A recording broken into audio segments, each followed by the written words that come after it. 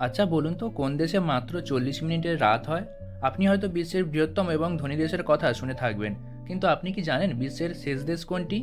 আচ্ছা আপনি কি কখনো ভেবে দেখেছেন যে পৃথিবীর শেষ কোথায়?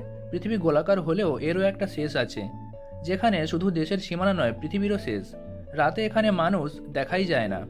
আর জানলে অবাক হবেন, এই পৃথিবীতেই এমন একটি জায়গা আছে যেখানে সূর্য অস্ত যায় মাত্র 40 মিনিটের জন্য। শুনেই চোখ কপালে উঠছে তো, কিন্তু সত্যি এমনটা হয় এই বিশ্বেরই এক দেশে।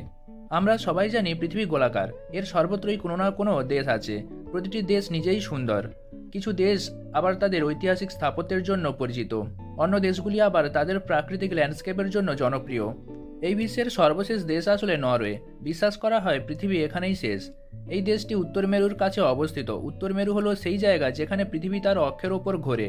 আচ্ছা তাহলে এবার চলুন জেনে নেওয়া যাক নরওয়ের বিশেষত্ব কী।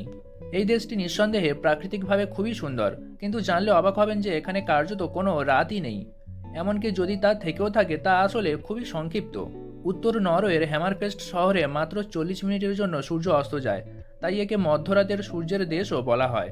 আবার গ্রীষ্মকালেও তুষারপাত হয়। এখানেই শেষ নয়, এই দেশটি খুব ঠান্ডা। বিশ্বের বহু দেশে যেখানে গ্রীষ্মকালে তাপমাত্রার পারদ পৌঁছয় 45 থেকে 50-এর মধ্যে, সেখানে নরওয়ের মতো দেশে জানলে অবাক হবেন যে গ্রীষ্মকালেও তুষার পড়ে।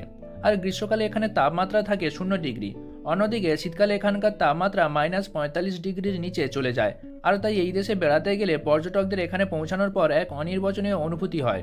উত্তর মেরুর কাছাকাছি হওয়ায় অন্যান্য দেশের মতো এখানে প্রতিদিন রাত বা সকাল হয় না, আর বরং এখানে 6 মাস দিন এবং 6 মাস রাত থাকে।